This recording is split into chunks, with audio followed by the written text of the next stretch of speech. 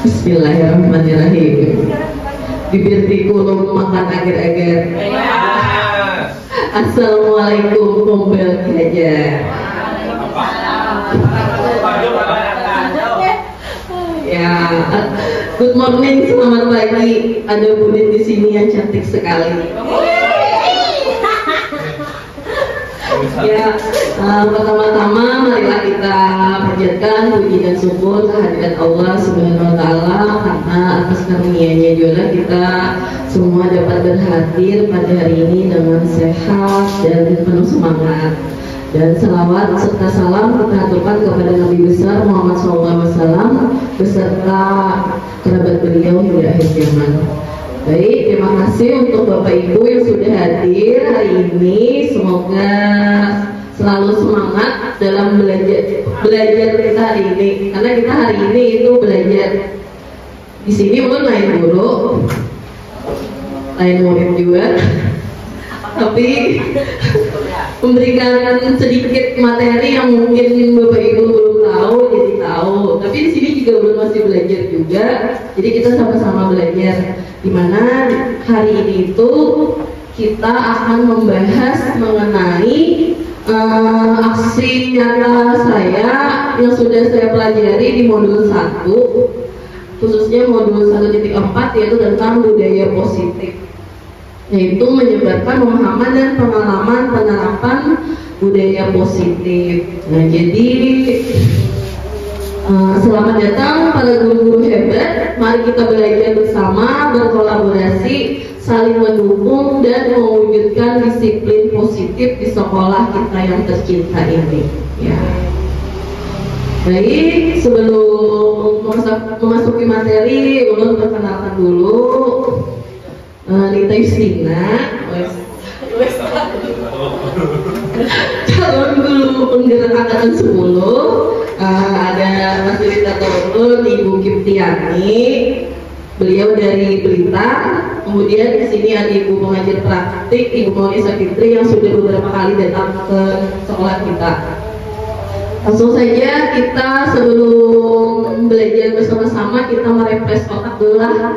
Ya, semangat dia aja duduk, tapi harus bergerak.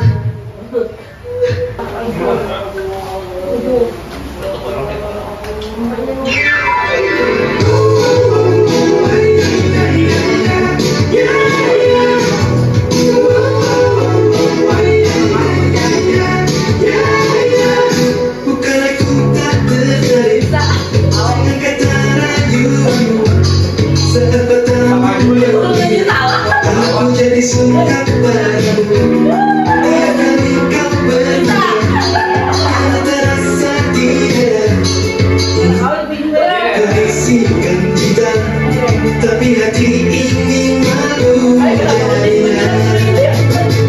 Engkau masih ada sekolah satu SMA. Belajar untuk hidup baik.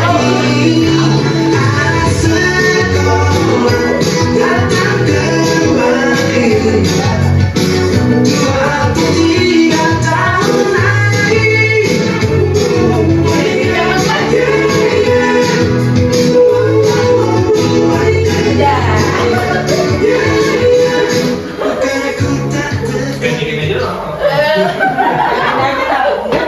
Bergerak yang penting langsung belum mau nanya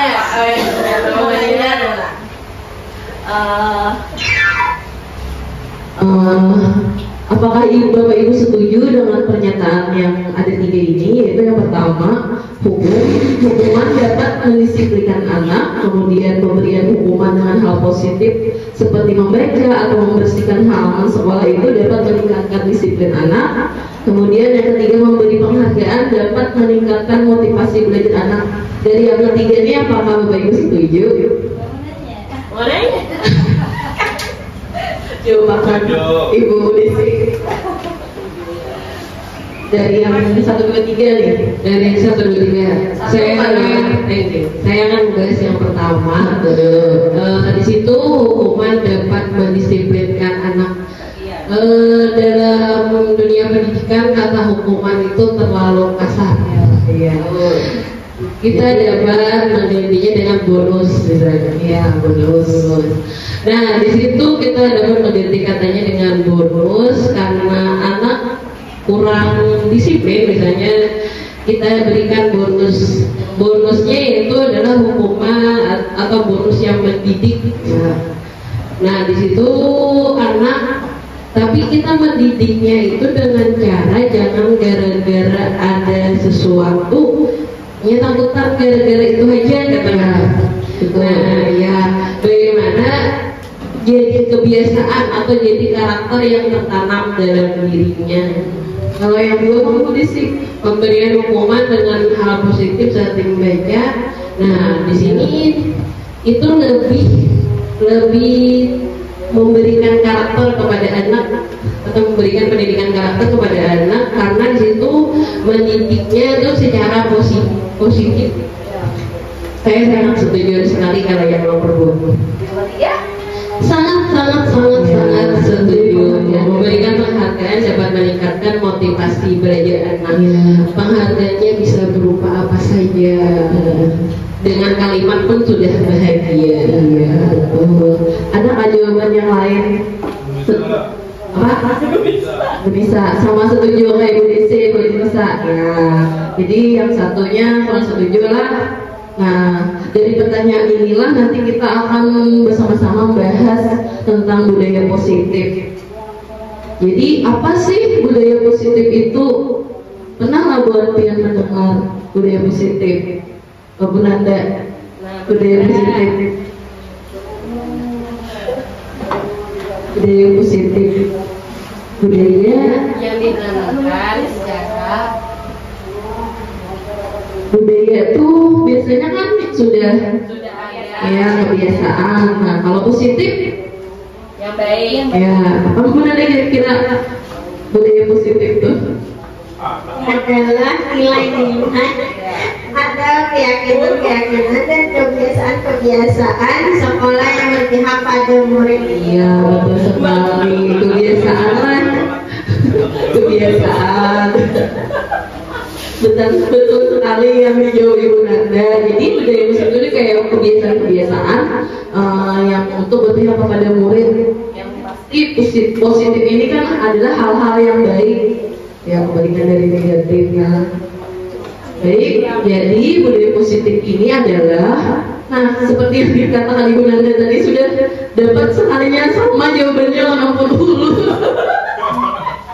Budaya positif merupakan nilai-nilai, keyakinan-keyakinan dan kebiasaan-kebiasaan sekolah yang berpihak pada peserta didik agar peserta didik dapat berkembang menjadi pribadi yang kritis, penuh hormat dan penuh tanggung jawab.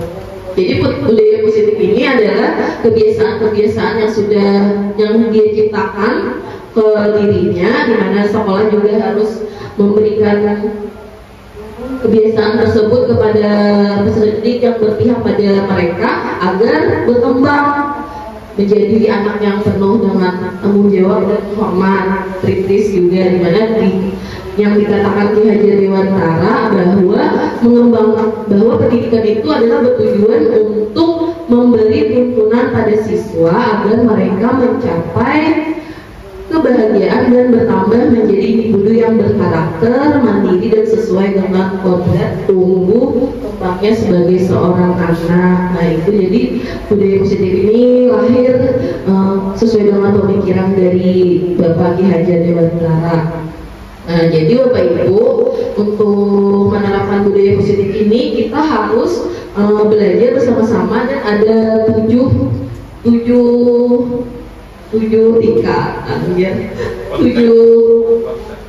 konsep yang harus kita pahami selama beberapa jam. Jadi kita kalau tertinggal otomatis tidak akan jadi budaya positif. Jadi harus ya ada ini yang akan kita bahas sama-sama supaya kita lebih tahu lah tentang budaya positif ini, bagaimana menerapkannya.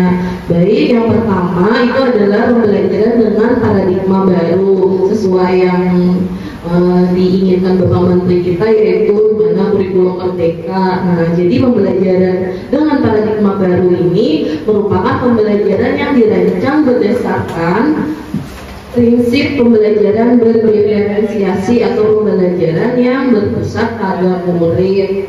Kemudian sehingga peserta didik ini belajar sesuai dengan kebutuhannya, lalu berdasarkan tahap berkembangnya sesuai dengan teori psikologi modern untuk mewujudkan profil pelajar Pancasila yang ada dalam ini. Selanjutnya kita ini miskonsepsi atau salah paham tentang teori kontrol selama ini, dimana kita pasti pernah menerapkannya di 4 ini. Nah, yang pertama itu ilusi guru mengontrol murid, kemudian ilusi bahwa kritik dan membuat orang merasa bersalah itu dapat menguatkan karakter, ilusi bahwa semua penguatan positif itu efektif dan bermanfaat. Nah, juga ilusi bahwa orang dewasa memiliki hak untuk memaksa. Nah, jadi kita itu sebenarnya salah menerapkan yang seperti itu. Jadi kita akan membahas yang pertama ilusi guru mengontrol murid, di mana pada dasarnya kita tidak dapat memaksa murid atau mengontrol murid sesuai keinginan kita. Jadi murid itu bebas untuk memilih. Walaupun tampaknya guru sedang mengontrol perilaku murid, hal demikian terjadi karena murid sedang menginginkan dirinya dikontrol. Contohnya kayak misalnya siswa itu tidak boleh nakal misalnya, tapi nya tuh sebenarnya anak kayak nakal tapi takutan lawan guru. Jadi misalnya yang menjadi gurunya tidak, dia tidak boleh nakal aja. Bila di hadapan bapak yang menyambat tidak boleh nakal, tuhnya ada nakalnya, tapi bila sudah ada di bapaknya bakal lakukan dimana itu adalah mengontrol murid. Jadi kita tuh sebenarnya tidak bisa mengontrol murid. Jadi tidak boleh nakal tuh harus tertanam pada dirinya langsung, jangan karena suruhan. Jadi ya. Kemudian yang kedua ilusi bahwa semua penguatan positif efektif dan bermanfaat. Penguatan positifnya atau bujukan bentuk-bentuk kontrol segala usaha untuk mempengaruhi murid agar mempengaruhi suatu perilaku tertentu. Contohnya misalnya kayak murid ulun, misalnya karena gara-gara ulun misalnya membujuk pintar-pintar naklah aja, misalnya kerjakanlah tugas ya itu. Tuh mungkin karena gurunya lah enak, misalnya kelas 4 atau kelas 5 karena ada ibu minta lagi, ada enak lagi, nah itu salah. Harusnya tuh lawan ini karena dirinya sendiri karena mengerjakan tugas jadi orang baik kan, bukan karena jadi gurunya. Jadi sebenarnya penguatan positif itu belum tentu bisa menjadikan murid itu karakternya baik. Kemudian ilusi bahwa kritik dan membuat orang merasa bersalah dapat menguatkan karakter. Contohnya itu misalnya kayak rasa bersalah, misalnya berdiaman mak ya, ibu lapar sudah menceritakan dia ada anu aja asanu udah ibu aja ini tuh berenai, tapi karena berenai itu gara-gara marah sama ibu minta aja, ada karena berenai itu karena ada kan iya karena ada inisiatif soal, tapi karena rasa bersalah ya ini bu ditanu aja kayak itu sebenarnya tidak bagus. Dan itu sering melakukan juga. Selanjutnya ilusi bahwa pribadi memiliki hak untuk memaksa. Jadi kan selama ini ibaratnya kita aja yang orang tua aja, kita yang sudah jadi guru nih pasti merasa kayak lawan mama aja loh, ada kawan kita yang memberikan saran lah, sama kayak murid gara-gara orang dewasa aja bisa mengontrol. Nah itu maksudnya ini tuh jadi kita itu sudah salah apa atau salah konsep terhadap teori kontrol ini. Kemudian selanjutnya apa makna disiplin? Apa yang terlintas di pikiran Anda ketika mendengar kata disiplin? Kira-kira disiplin itu apa, Nisa? Disiplin itu taat aturan. Iya, taat aturan. Misalnya tertib dalam peraturan. Iya, tertib dalam peraturan. Kemudian disiplin dan hukuman apakah artinya sama atau berbeda? Kalau sama apa? Kalau berbeda mah apa? Beda. Pandu gimana Pak? mana mikrofonnya? Silakan. Disiplin dan hukuman apakah sama atau berbeda? Disiplin dan hukuman apakah artinya sama? Menurut ulun disiplin dan hukuman itu pasti berbeda. Iya. Kalau disiplin itu kita sendiri yang melakukan. Kalau hukuman itu setelah melakukan dampaknya, misalkan kita mau berbuat tidak disiplin berarti ada hukumannya. Gitu. Betul, ya berbeda Pak Bapak Ibu lah disiplin atau hukuman itu. Nah jadi disiplin yang akan kita bahas selanjutnya adalah tentang disiplin positif, di mana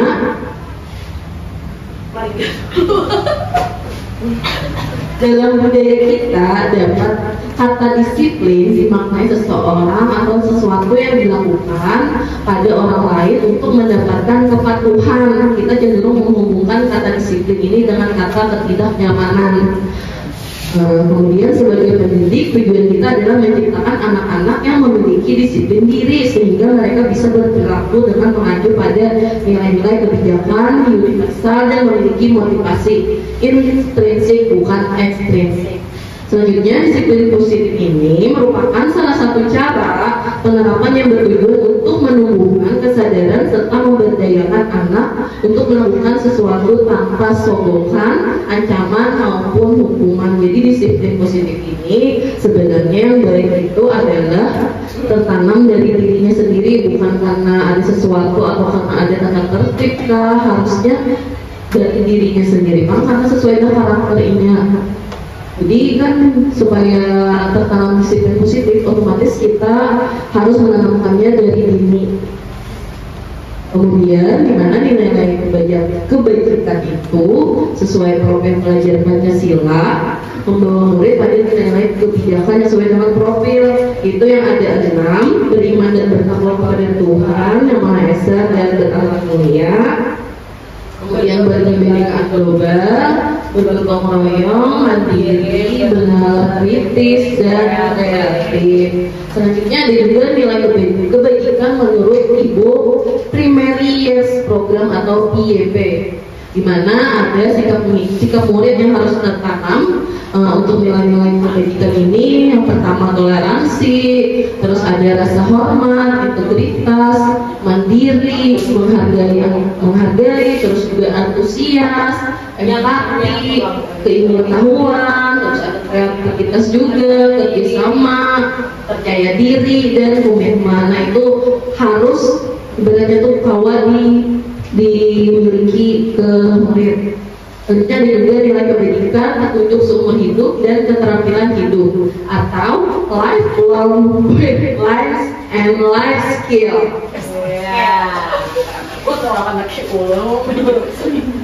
Atau keterampilan hidup, yaitu seperti dapat dipercaya, lurus hati, pendengar yang baik, tidak merendahkan orang lain, dan memberikan yang terbaik untuk dirinya.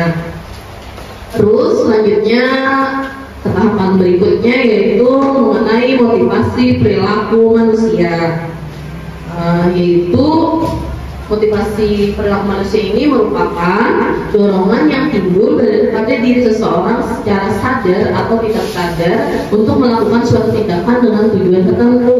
Dan motivasi perilaku manusia ini ada dua, yaitu motivasi eksternal dan motivasi internal. Yang eksternal ini kurang baik, dimana contohnya untuk menghindari ketidaknyamanan atau hukuman motivasinya. Jadi apa yang akan terjadi apabila saya tidak melakukannya? Nah itu kan ibaratnya itu ada bagus. Misalnya kayak yang jauh-jauh dulu orang misalnya ke diri kita aja kena.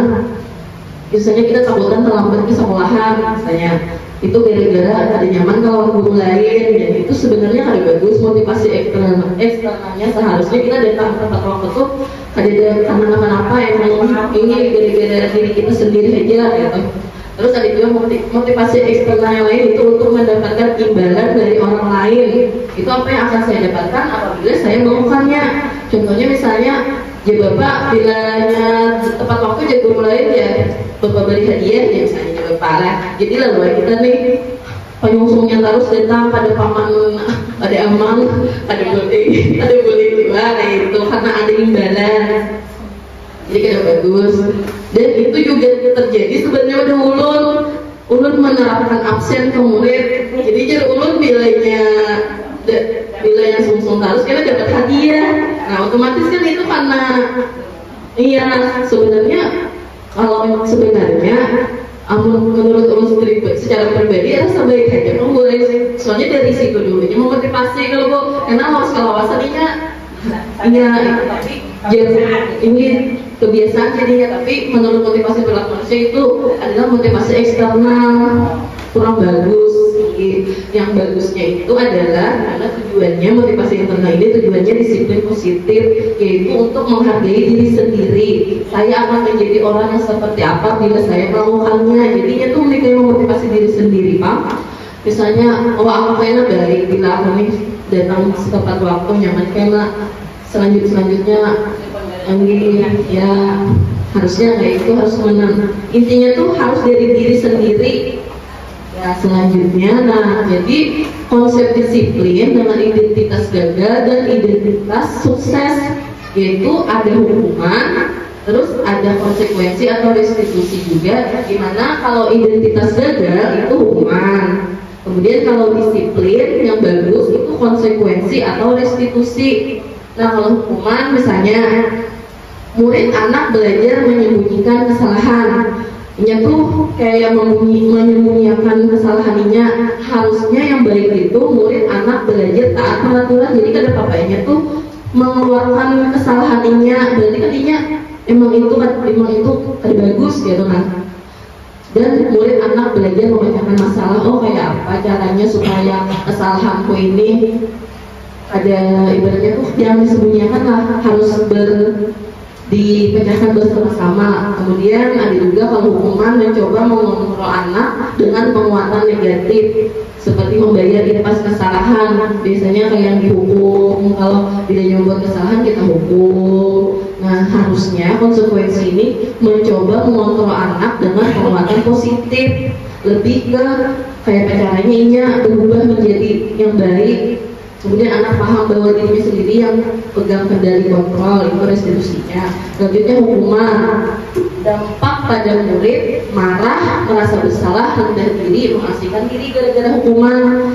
Harusnya konsekuensi ini kehilangan hak waktu jeda seorang diri, time out atau penahanan. Selanjutnya murid anak tidak kehilangan waktu namun bersemangat untuk memperbaiki diri. Jadi waktu itu kada terbuang sia-sia. Contohnya misalnya datang terlambat kita suruh membersihkan WC atau toilet, otomatis kan waktunya terbuang sia-sia. Harusnya belajar. Nah itu kada bagus. Harusnya kayak caranya kita jangan sampai anak itu kehilangan waktu tapi tetap bersemangat dalam memperbaiki dirinya. Selanjutnya tiba-tiba tidak diharapkan atau sangat melukai, itu pasti hukuman. Terus yang harus konsekuensi ini harusnya sudah diketahui dan masuk akal. Emang sudah kesepakatan kita bersama bila melakukan ini harus kayak ini gitu. Nah selanjutnya kita coba ada contoh dan buat kalian jawab apa. Jawabannya itu hukuman kah atau sanksi konsekuensi kah? Ibu-ibu siap-siaplah.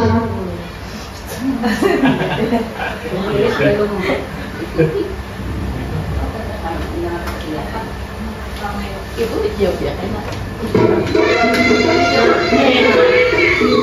Mencatat 100 kali di dalam buku kalimat saya tidak akan terlambat karena terlambat ke sekolahnya. Kira-kira hukuman kah konsekuensi? Ada peraturan kayak dulu Tergantung perjanjian. Nah, sudah nggak tahu.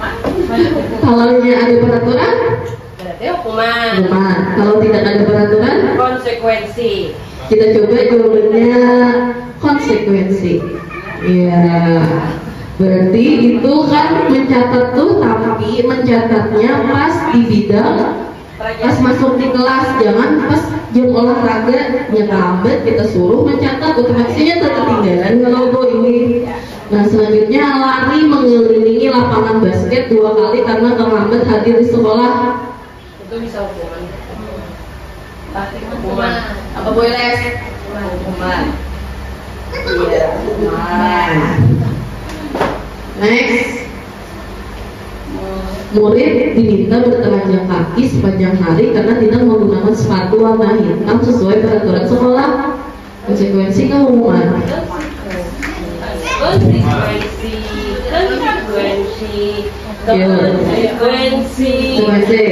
Bisa apa hukuman? Hukuman. Kita ilah udah menunjuk konsekuensi lah. Nah, hukuman karena kita boleh menghukum, tapi gak pantas hukumannya tuh yang kayak itu ya.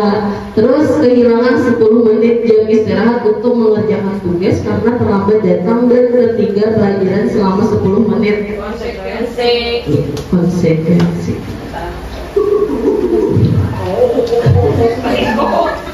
Selanjutnya, duduk di bangku pinggir lapangan pada jam istirahat tidak diizinkan bermain oleh guru piket karena mencederai teman saat bermain di lapangan.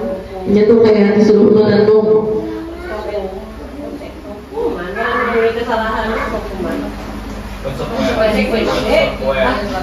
Hukuman tuh ini kayak Allah, kalau konsekuensi itu emang karena ya konsekuensi.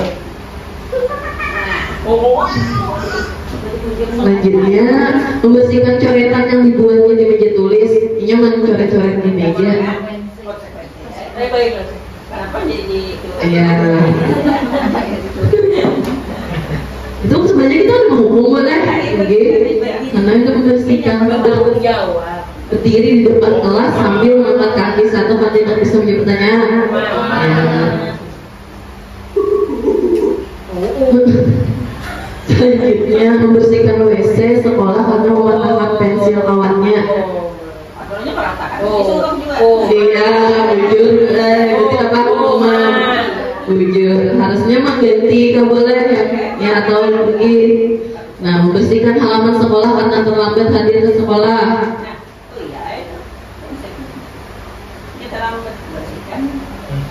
Tapinya ketinggalan gue pelajaran.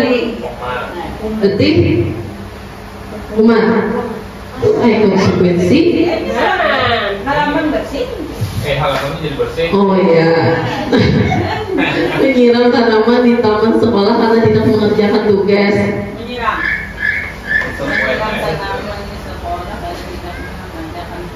Ada juga tulisannya apabila menyiram tanaman. Cuma hukuman. Konsekuensi. Ya, thank you. Selanjutnya, masih semangat? Iya, nggak semangat. Nah, jadi merdeka itu menurut Ki Haji Dewantara, merdeka itu artinya tidak hanya terlepas dari perintah, tetapi cakap juga memerintahkan diri sendiri. Nah, selanjutnya kita ke keyakinan kelas. Mengapa keyakinan kelas? Mengapa tidak peraturan kelas? Kenapa Ibu Elis kira-kira? Bapak, mikrofon kita nih. Nah, Bapak ini keyakinan kelas tidak peraturan kelas. Pengertian beda lah. Beda. Mau biar rumah. Kelas, mengapa tidak peraturan kelas? Kelas aja. Kenapa? Karena keyakinan itu menyangkut dari hati. Bila hati yakin, berarti yakin. Kalau peraturan kelas, peraturan itu bisa ditaati, bisa ada oleh siswa. Oh iya. Karena kalau peraturan kita tidak ditaati, berarti ada sanksi. Iya. Ada apa pendapat lain? Bu Desi kak? Bu Desi. Mengapa keyakinan kelas dan mengapa tidak peraturan kelas? Menurut saya keyakinan adalah kesepakatan yang dibuat bersama peserta didik, bukan karena itu peraturan itu bukan dibuat dari guru. Karena kalau peraturan itu ya kata Ibu saja, kalau tidak menaati ada konsekuensi. konsekuensi yang harus dilaksanakan. Kalau keyakinan itu berdasarkan dari kesepakatan, kalaunya sudah sesuai kesepakatan, berarti mereka itu sudah ingin melakukan yang seperti itu. Betul. Ya, terima kasih Bu Iris sama Ibu Desi, jawabannya luar biasa. Mengapa keyakinan kelas mengapa tidak peraturan kelas? Karena berbeda. Terus mengapa kita memiliki peraturan tentang penggunaan helm pada saat mengendarai kendaraan roda 2 motor? Kenapa? Jadi berarti kan harus apa? Ayo beli apa tuh? Ya betul pada awas. Kenapa kita memiliki peraturan tentang penggunaan helm pada saat mengendarai kendaraan roda 2 atau motor? Karena peraturan itu dibuat untuk keselamatan. Ya. Jadi jadi itu untuk keselamatan kita sendiri. Jadi manfaatnya itu kan ada, memang untuk diri kita, ya, untuk diri kita sendiri. Ya, terima kasih Bu Lisa. Betul sekali. Terus memang untuk keselamatan kita, untuk keamanan dia, besar untuk kita, kan bisa orang lain. Ya dan tangan kan itu bisa selingkuh. Sama kayak ini, mengapa kita memiliki peraturan tentang penggunaan masker dan mencuci tangan setiap saat, sama kayak yang helm tadi Jokolen. Ya, emang harus kita lakukan karena untuk kesehatan kita. Kemudian mengapa kita memiliki peraturan untuk datang tepat waktu pada saat pelatihan? Emang harus tepat waktu, atau tidak tepat waktu kan bisa tertinggal. Ya, karena di balik dari deskripsi tersebut ada nilai-nilai pendidikan atau keyakinan yang dituju. Karena nilai-nilai keyakinan ini telah menggerakkan seseorang daripada serangkaian peraturan-peraturan. Jadi ini sebenarnya ada di peraturan gini memang harus kita lakukan, ini dasar untuk diri kita.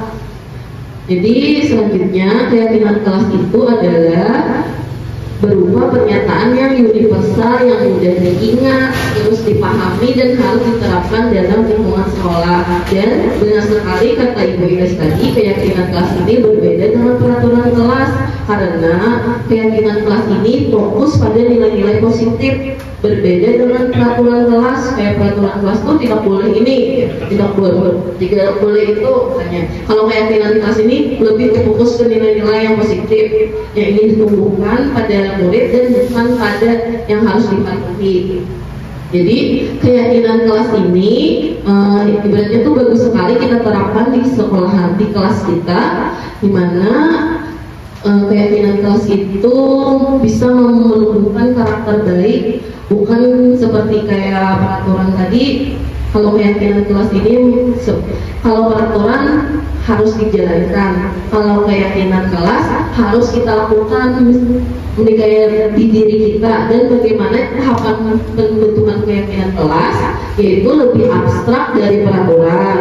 Terus ada pernyataan universal, selanjutnya dibuat dalam bentuk kalimat yang lebih positif, tidak ada kata jangan atau tidak boleh. Kemudian sedikit saja agar mudah diingat dan sesuai dengan kondisi kelas, sesuai kelas kita agar mudah diterapkan. Dan semua warga di sekolah atau di kelas kita juga harus dilibatkan untuk membuat keyakinan kelas. Kalau peraturan kelas itu biasanya emang dari gurunya atau dari sekolah sudah ada dilakukan secara bersama-sama. Dan di sini Ulum sudah pernah melakukan pembuatan keyakinan kelas, di mana langkah-langkahnya itu yang pertama berdiskusi dulu tentang keyakinan kelas, dijelaskan dulu ke siswanya bagaimana apa itu keyakinan kelas, terus bersama-sama mereka memberikan pendapatnya lalu merumuskan dan bisa diberikan sticky note atau melakukannya di Google Jamboard bisa juga.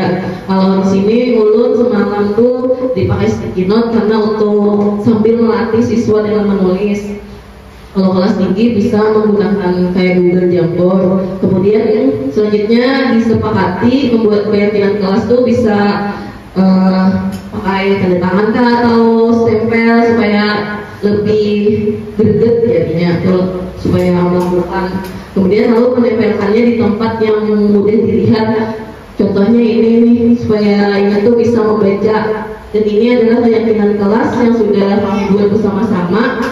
Dimana di sini sudah ada tulisannya, tulisannya itu dengan kalimat kalimat yang lebih positif kayak saling bantu membantu, bertanggung jawab dengan melaksanakan tiket, kemudian makan dan minum itu ketika makan dan minum dan bermain itu ketika jam istirahat. Kalau kita biasanya kalau peraturan misalnya tidak boleh makan minum di kelas, kemudian selalu bersyukur dan membuang sampah pada tempatnya, selanjutnya datang tepat waktu.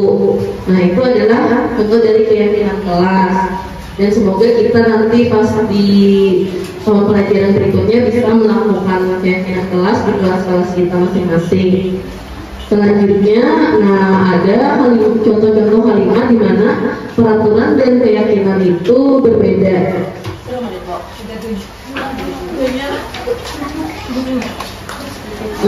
Peraturan itu berbeda dengan keyakinan kelas, yaitu kalau peraturan selalu kembalikan buku ke tempatnya aja. Kalau keyakinan kelas lebih ke tanggung jawab. Jadi kan ini bisa menanamkan dirinya menjadi orang yang bertanggung jawab. Terus kalau peraturan dilarang mengganggu orang lain, ya. Kalau keyakinan kelas menghormati orang lain. Nah, itu kan bagus untuk ditanamkan ke dirinya. Selanjutnya hadir di sekolah 15 menit sebelum pembelajaran dimulai. Ya. Kalau keyakinan kelas menghormati orang lain dan berkomitmen. Selanjutnya melakukan kekerasan. Keyakinan kelasnya itu keselamatan, menghormati orang lain. Di mana peraturan juga dilarang menggunakan narkoba. Katanya lebih tinggi badan. Berarti kan keyakinan kelasnya kesehatan, misalnya apa? Selanjutnya bergantian atau menunggu giliran. Yang bagus itu menghormati orang lain dan bersabar. Terus gunakan masker di kelas. Ya, yang bagus kan menjaga kesehatan diri misalnya. Terus jangan berlari di kelas. Harusnya keselamatan adalah apa? Kayak gitu. Selanjutnya, itu nomor 40. Ya, Nambahi. Kita senang otak dulu lah.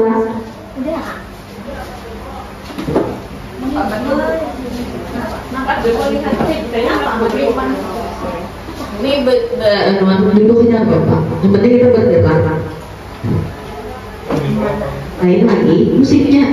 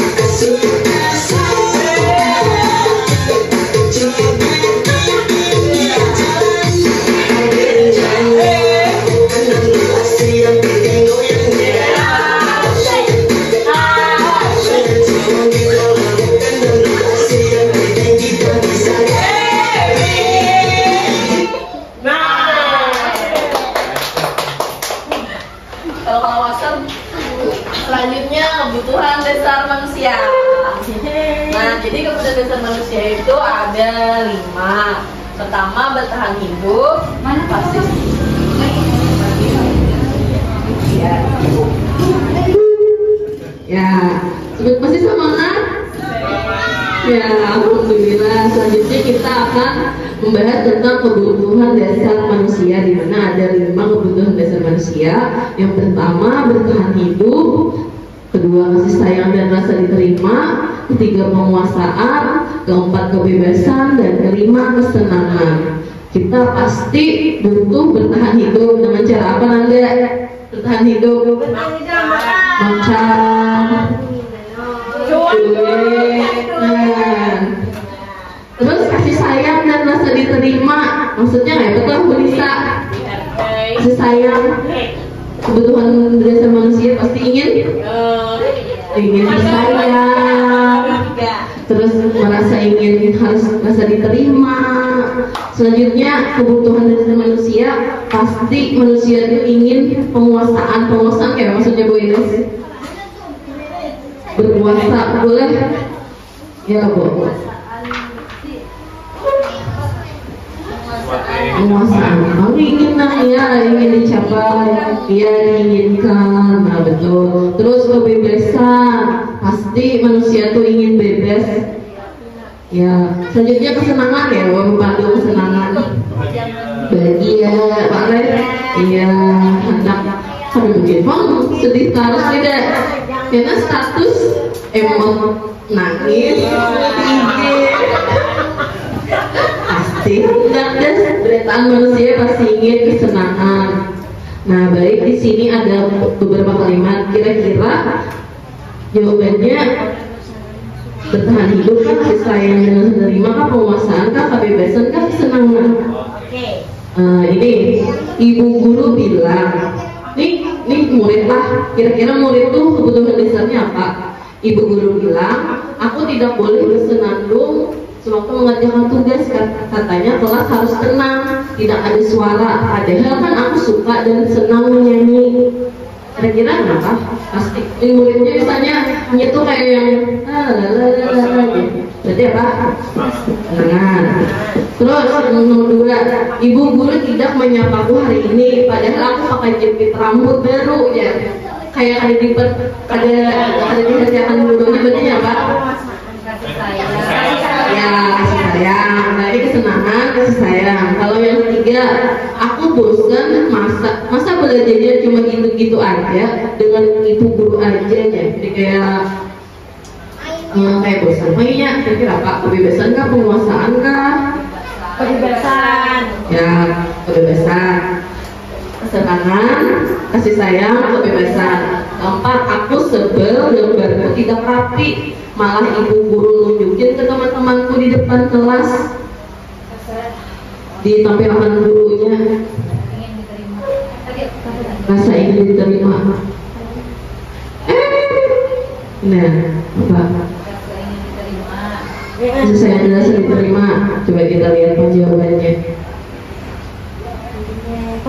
Iya, penguasaan. Jadi penguasaan tuh lebih kayak ini tuh kayak apa yuk? Kayak harga diri, ya harga dirinya kayak itu dianuakan. Padahal itu ada suka dia anuakan gurunya kayak itu. Nah, dari yang pertanyaan ini kan semua siswa tuh pasti memiliki kebutuhan dasar manusia yang 5 tadi. Dan dimana ketika seorang murid melakukan suatu perbuatan yang bertentangan dengan nilai-nilai kebajikan atau melanggar peraturan, hal itu sebenarnya dikarenakan mereka gagal memenuhi kebutuhan dasar manusia. Contohnya, ini kayak bakalan Quran apa? Misalnya ini kurang perhatian, misalnya apa yuk minta cari perhatian gurunya kan. Padahal ini tuh kebutuhan dasar rasa kasih sayang itu kada dapat belum, tapi ini hendak dengan cara apa? Misalnya ini bakal lakukan kan mencari perhatiannya, mungkin gitu. Sebenarnya itu tidak nakal, misalnya tuh ini bakal lakukan sebenarnya lain anak nakal ini tuh, tapi karena kebutuhan dasarnya belum terpenuhi, kayak kebebasan. Ada saatnya kalau kita ingin bebas lah, sama kayak murid juga, karena murid itu adalah manusia juga. Baik, nah selanjutnya yang kita bahas adalah tentang posisi kontrol. Di mana posisi kontrol itu ada 5, ada penghukum, pembuat rasa bersalah, teman, pemantau, dan manajer. Kira-kira Bapak Ibu selama ini memposisikan dirinya sebagai penghukumkah, sebagai berbuat rasa bersalahkah, temankah, pemantaukah, manajer? Sebelum minta pendapat Bapak Ibu bisa melihat video tentang penerapan posisi kontrol. Boleh dilihat dulu videonya.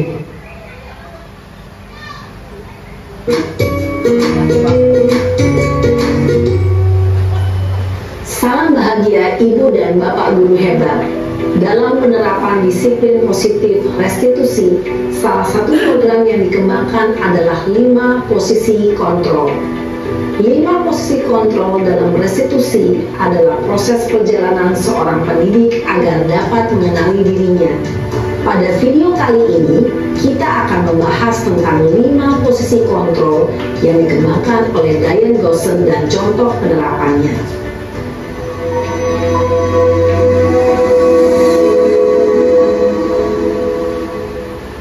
Lima posisi kontrol itu adalah 1.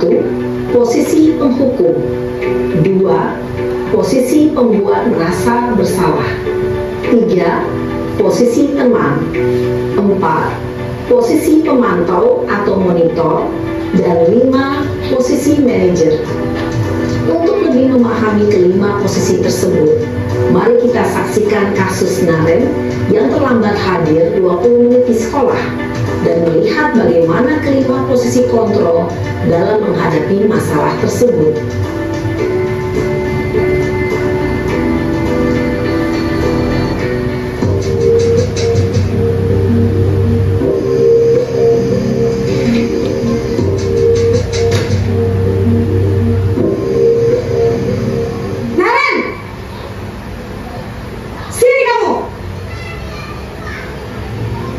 Selamat pagi, Bu. Selalu terlambat. Kamu deh, pasti terlambat. Maaf, Bu. Saya Apa? Apa coba? Alasan kamu apa lagi? Kapan sih kamu tidak terlambat? Malas sekali ya kamu jadi anak. saya Dasar pemalas. Gak kapok-kapok sih kamu. Sudah berapa kali terlambat? Sana, kamu keliling lapangan basket 2 kali. Kenapa saya harus keliling lapangan basket, Bu? Kenapa? Kamu melawan ibu. Berani-beraninya jawab. Sudah terlambat, masih berani jawab pula. Sekarang, keliling lapangan basket 5 kali sekalian. Biar kapok. Cepat. Pergi sana ke lapangan basket. Posisi penghukum biasanya berbicara dengan nada tinggi, menghardik, menunjuk-nunjuk, menyakiti, dan menyindir. Hukuman bisa berupa fisik maupun psikis. Ibu dan Bapak guru hebat, dampak yang terjadi pada murid ketika guru berada pada posisi penghukum adalah murid cenderung akan memberontak, bahkan menyimpan dendam. Terus sampai gini tahun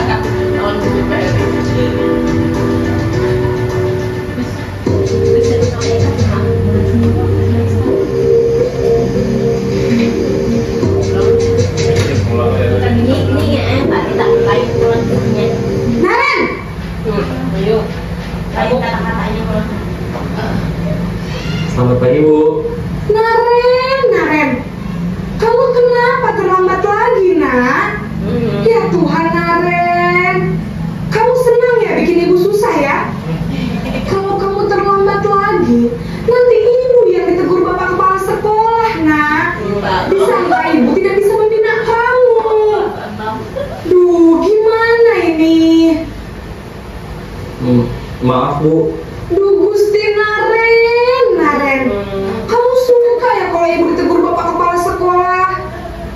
Terus, sekarang ibu harus tulis apa ini di buku absen? Ini kamu sudah sering terlambat loh. Ibu harus apa coba? Maaf, Bu. Maaf sekali. Ya sudah, lain kali jangan bikin ibu susah lagi ya nak ya. Ibu tidak akan kuat lagi kalau kamu begini terus. Bisa bisa jantungan kalau ibu tegur bapak kepala sekolah. Saya Maaf ya Bu, maaf sekali. Posisi pembuat rasa bersalah berbicara dengan nada tenang, cenderung lembut. Namun kata-kata yang diutarakan membuat murid merasa menjadi orang yang gagal, memandang buruk dirinya sendiri, merasa tidak berharga, dan tidak sanggup membahagiakan orang lain. Ketika guru mengambil posisi pembuat rasa bersalah, murid akan menganggap dirinya yang bersalah dan ia akan menyimpan emosi negatif tersebut di dalam dirinya.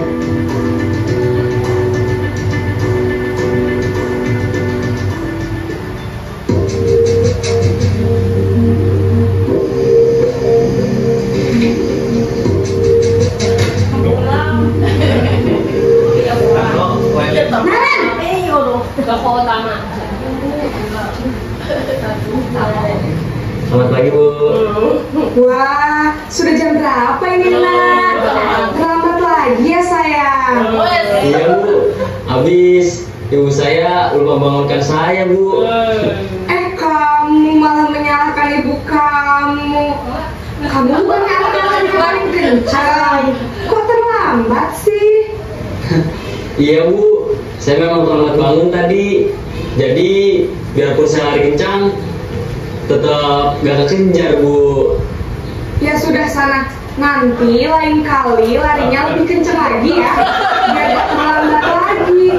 Bikin seneng ibu, demi ibu. Bisa kan? Bisa Bu. Ya sudah sana masuk kelas. Ibu beresin urusan absen kamu. Kamu ini ada-ada saja. Dalam posisi tenang, guru berbicara dengan nada suara ramah, akrab, cenderung bersenda gurau untuk menjaga suasana tetap santai. Murid akan merasa senang, aman, dan akrab dengan guru. Identitas yang tercipta adalah identitas sukses atau berhasil. Namun, perlu diingat, karena ini masih dorongan eksternal, maka ada faktor ketergantungan dari murid kepada orang tertentu. Di sini guru absennya, sehingga di lain waktu murid bisa berperilaku baik, namun hanya kepada orang-orang tertentu saja.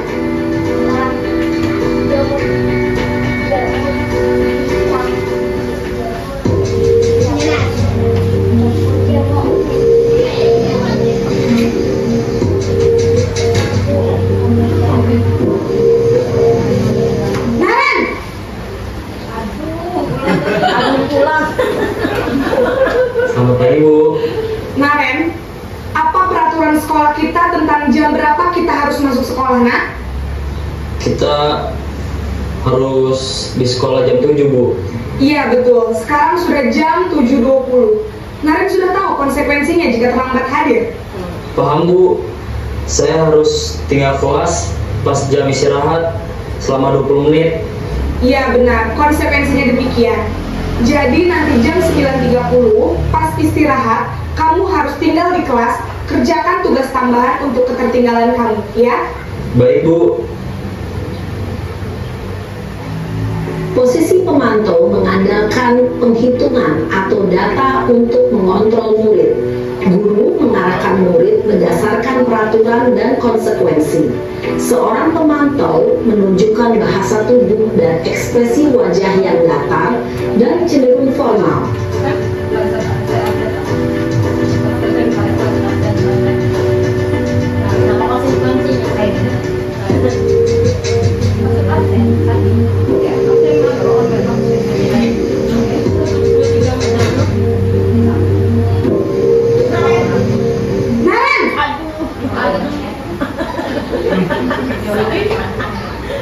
Selamat pagi Bu. Selamat pagi Naren. Maaf Bu, saya terlambat. Iya, sekolah masuknya jam 7, sekarang sudah jam 7.20. Jadi sekarang bagaimana nih Naren? Maaf Bu, saya lupa setel alarm saya semalam. Baiklah, menurut kamu, keyakinan sekolah yang mana yang perlu kamu tingkatkan? Menghargai diri sendiri dan orang lain mungkin ya Bu. Setuju. Jadi, apakah Naren meyakini prinsip saling menghormati tersebut? Iya Bu, saya meyakininya. Apakah Naren bersedia memperbaiki masalah keterlambatan ini? Bersedia Bu. Bagaimana kamu akan perbaiki masalah keterlambatan ini? Saya akan coba untuk tidak lupa menyetel alarm saya Bu. Baik, kalau Naren lupa menyetel alarm di rumah, ada orang yang kira-kira bisa bantu mengingatkan tidak? Ada Bu, kakak saya, Kak Emma. Ada lagi selain Kak Emma?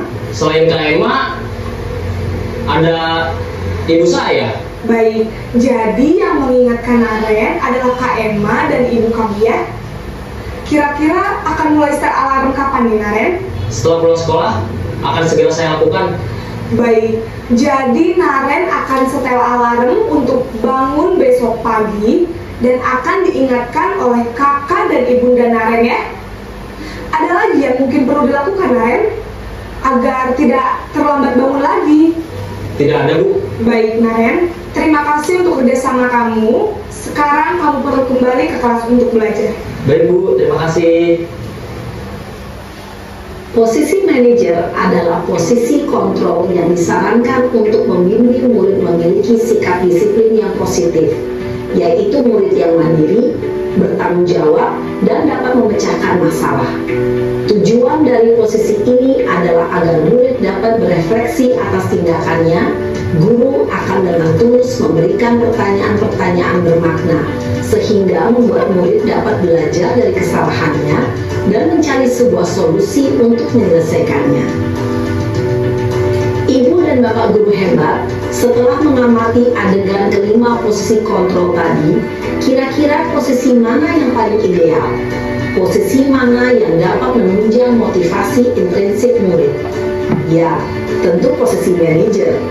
Posisi ini memang posisi ideal yang ingin dituju setiap pendidik.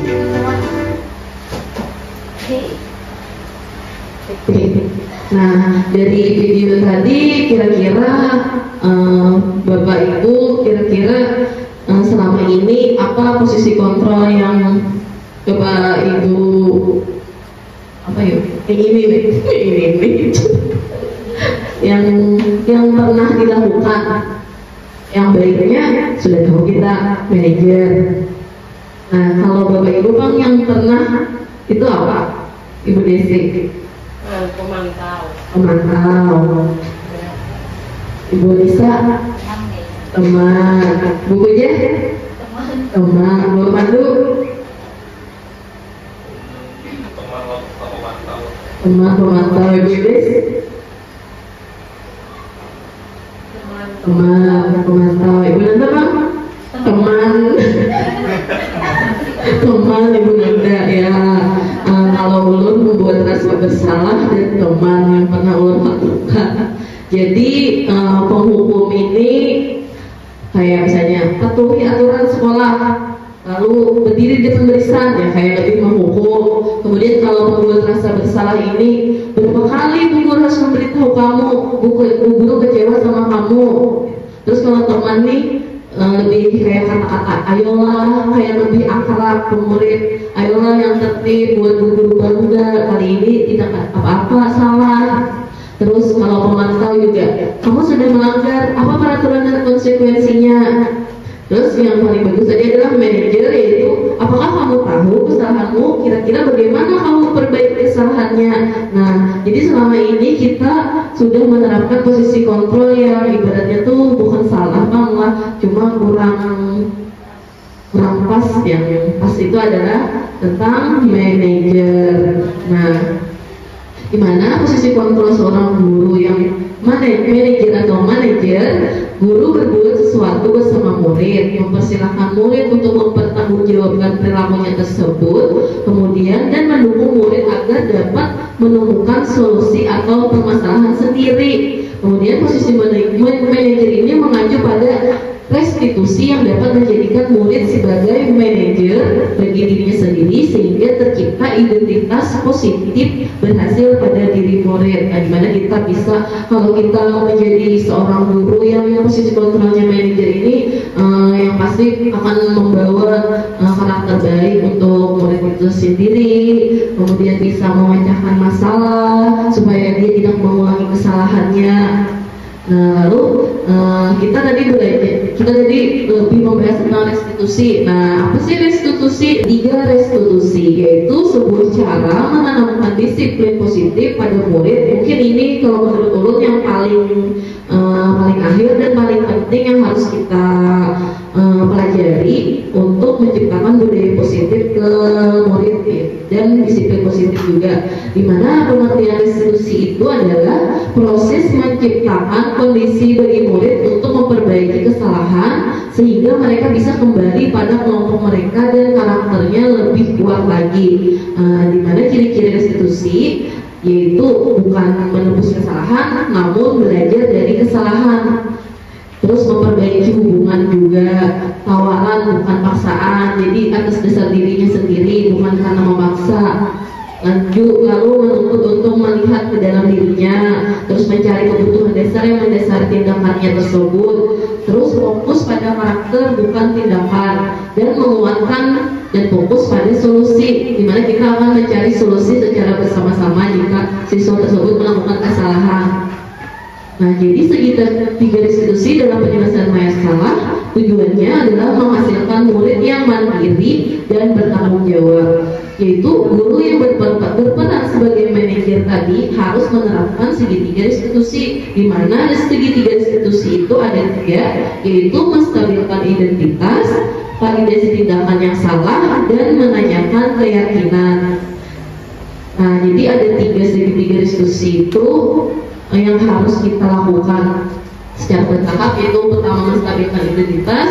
Kita semua akan melakukan hal terbaik yang bisa kita lakukan, jadi lebih ke menstabilkan dari kesalahan-kesalahan yang sudah dia buat, kemudian validasi tindakan yang salah. Semua perilaku memiliki alasan, jadi kita bisa menanyakan alasan mengapa mereka melakukan hal tersebut. Jadi kita tanyakan alasannya, kita gali, kemudian menanyakan keyakinan kita, dimana itu untuk melakukan atau motivasi internal dia, keyakinan, dimana kita kan sudah membuat keyakinan. Nah, jadi kita perlu menanyakan keyakinan tersebut dan bisa lagi agar untuk memperbaiki dari kesalahan dia.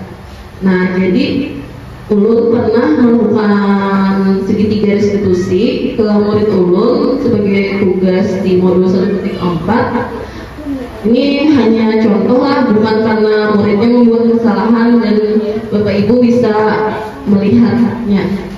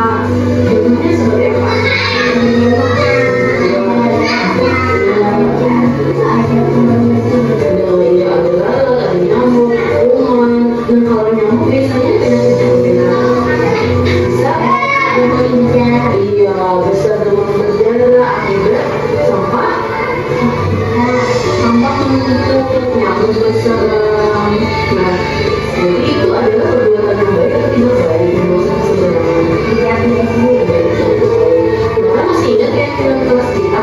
Masih ingat.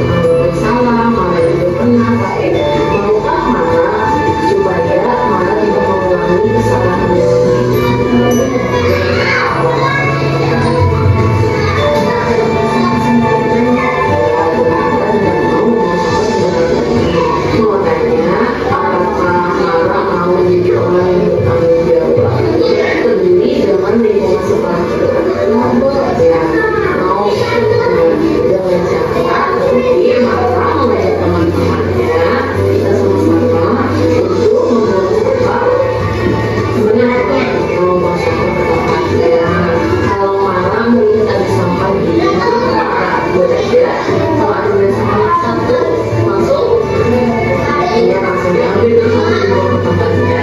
Makasih ya ngomong itu. Ya, jadi ya,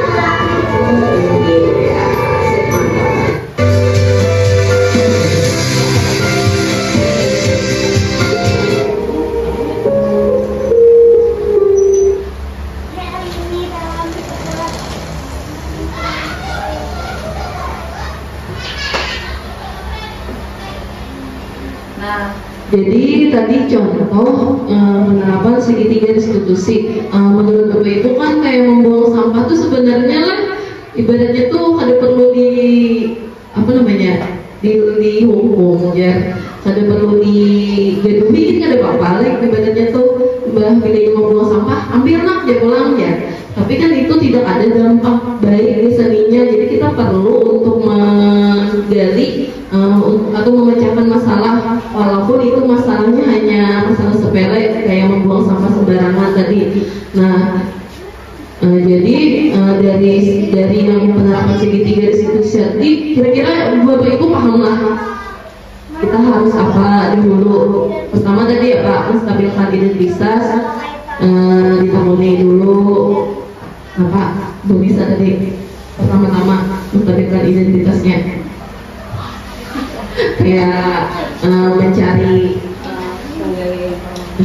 informasinya tadi, yaitu dengan cara menyampaikan kata-kata yang lebih ibaratnya itu kata-kata yang membangunnya, kayak berbuat salah itu nanti ada baik, tapi kita pernah berbuat salah gitu.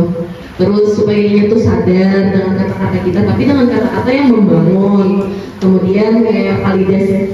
Selanjutnya tadi ada juga validasi tindakan yang salah itu alasannya, kita menanyakan alasannya kenapa jadi membuang sampah sembarangan, walaupun itu ibaratnya tuh tadi masalah sepele aja, tapi kan perlu kita gali alasannya kenapa.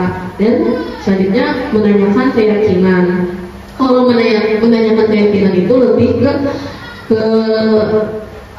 tanggung jawabnya terhadap keyakinan kelas yang sudah disepakati mereka, dan dari keyakinan kelas itu tumbuhlah tadi nilai-nilai yang bagus atau budaya positif yang ada pada dirinya.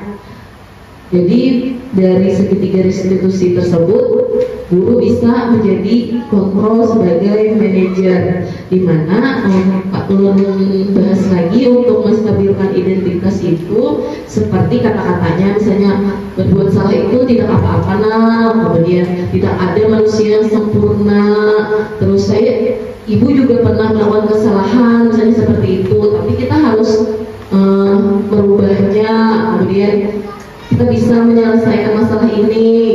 Kata-katanya lagi, Bapak Ibu tidak tertarik mencari siapa yang salah, tapi Bapak Ibu ingin mencari solusi dari permasalahan ini. Terus juga kata-katanya bisa, kamu berhak merasa begitu.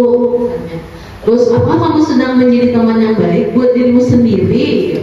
Jadi kayak menggali dari kesalahan tersebut. Terus kalau validasi tindakan lebih ke menanyakan alasannya. Padahal kamu bisa melakukannya lebih buruk dari ini ya.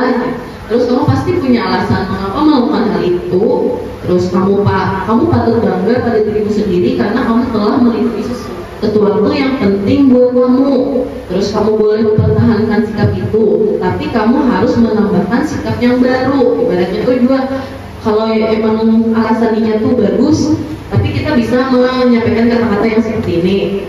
Terus kalau menanyakan keyakinan, apa yang kita percaya sebagai kelas atau keluarga, kita percayai kelas yang bagus itu kayak apa, terus apa nilai-nilai umum yang telah kita sepakati seperti keyakinan kelas tadi, terus apa bayangan kita tentang kelas yang ideal. Jadi kita lebih ke menjadikan dirinya tuh kayak harus berbuat baik, kemudian kamu mau jadi orang yang seperti apa misalnya. Nah, jadi dari yang ini tadi itu adalah segitiga institusi yang Ulun berharap nanti ibu-ibu misalnya bisa menanamkan ke murid-muridnya, muridnya bisa misalnya tidak lupa mengerjakan PRK, kita cari tahu dulu, jangan sampai kita tuh langsung menghukum apalagi sebenarnya menyerikinya Pak.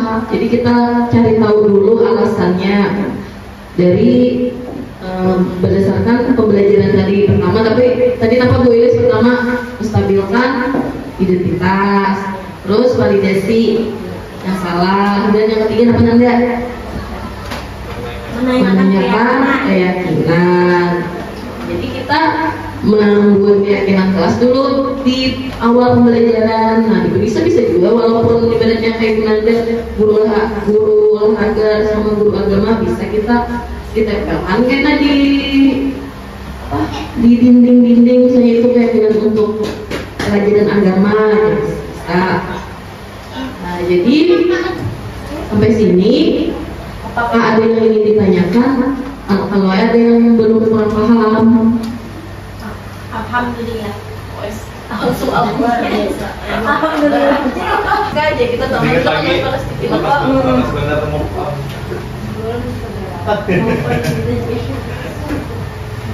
Nah, jadi alhamdulillah misalnya kalau sudah jelas dari yang ketujuh tadi tentang pembelajaran paradigma baru yang sudah kita bahas tentang disiplin positif, terus 5 kebutuhan dasar manusia, beberapa tadi ada 5, ada kesenangan, rasa ingin disayang, penguasaan, kebebasan,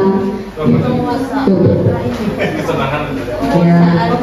Nah, terus juga kita sudah membahas tentang tadi 5 posisi kontrol, ada penghukum, pembuat rasa bersalah, teman, pemantau, dan manajer. Dan yang paling baik itu adalah manajer.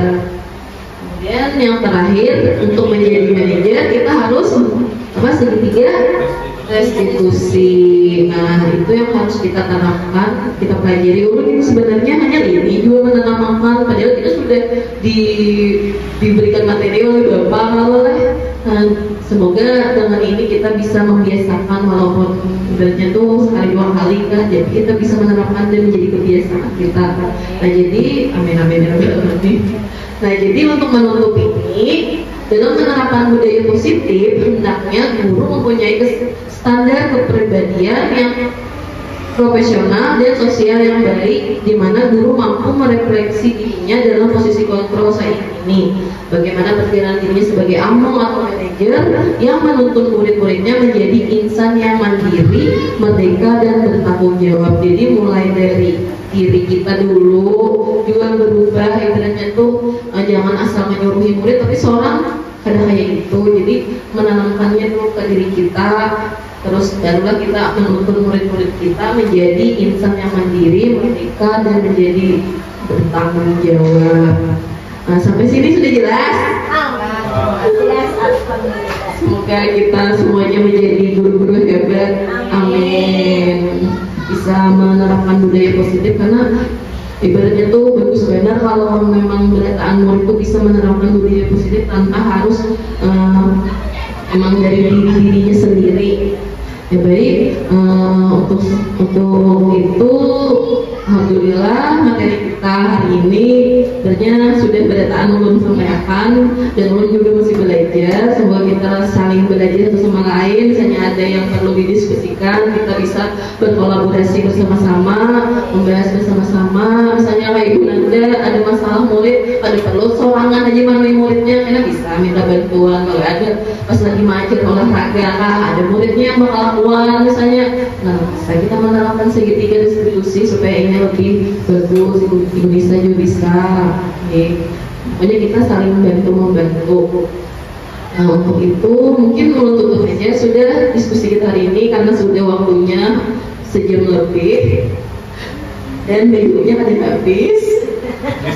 Ibu Desi ada habis, padahal sama namanya pintar benyo.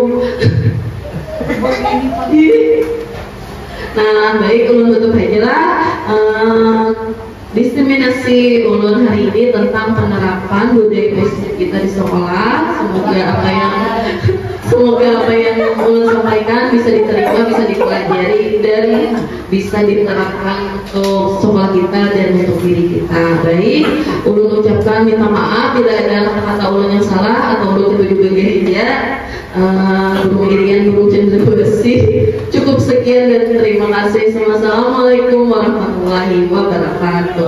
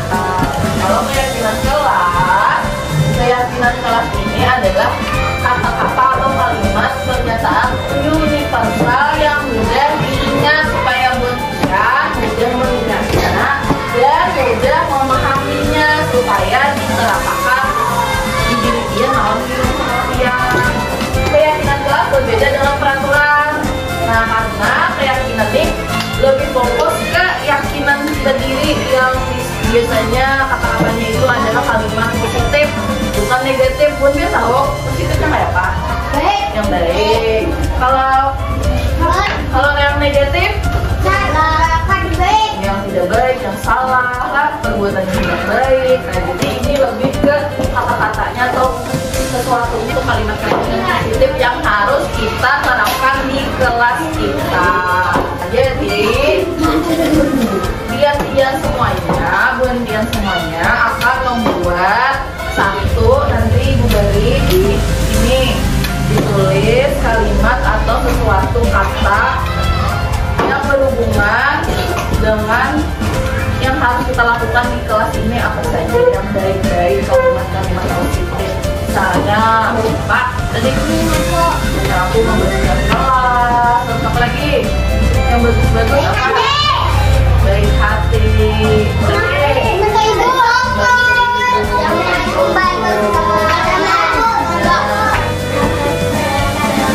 Ya, yang berkelahi. Nah, tulislah kalimatnya satu-satu lah. Bari ini nanti kalian tulis dan bisa kalau sudah ditempelkan di gelas, jadi kita sama-sama membaca.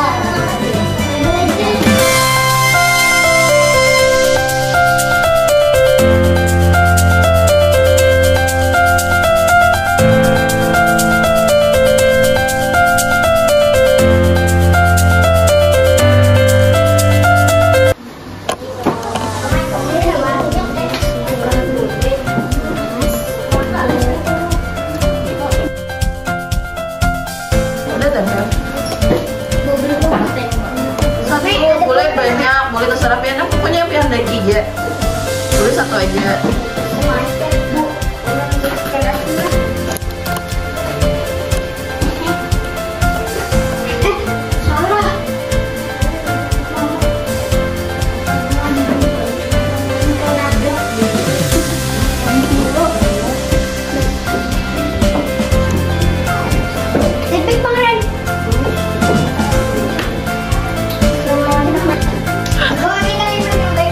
Ini kalimat yang baik.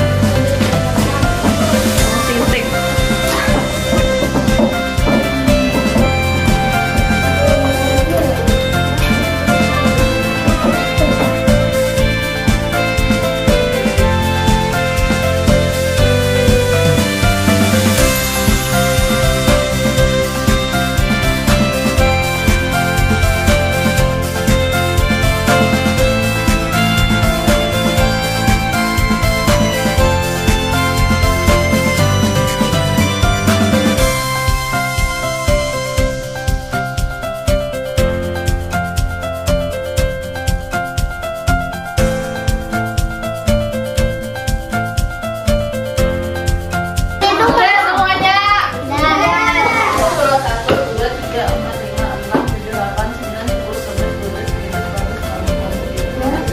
Udah lengkap, kita baca satu-satu lah.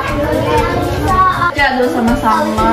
Yang paling banyak Ibu Maya, baju Maya. Coba Maya baca apa Maya?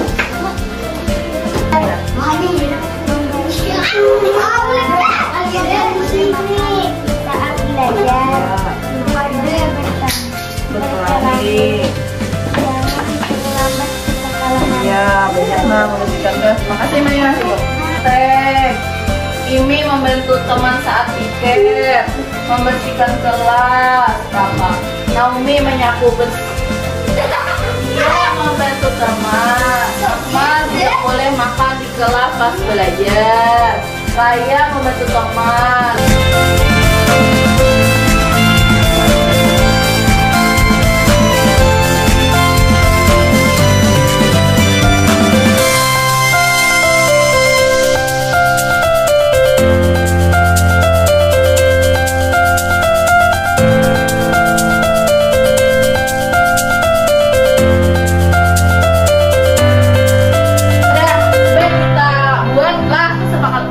Kelas kita di sini. Bersihkan kelas, menyapu. Berarti kalau membantu tuh, membantu ibu, membantu teman, membantu kawan. Berarti apa kata-katanya? Saling bantu. Deng. Sudah kita buat kayak kelas kita ada berapa? Yang pertama.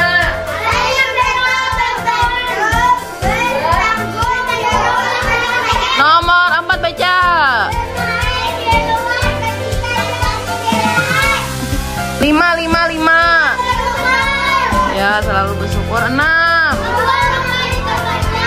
7.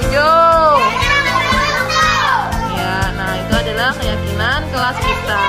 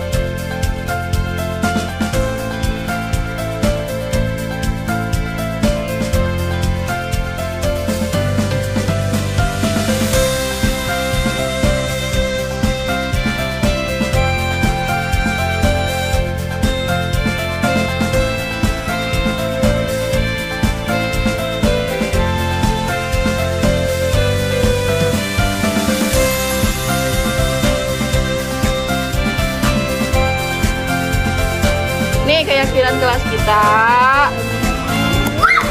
Sudah berdasarkan keyakinan kelas kita. Sudah sesuai. Yakin?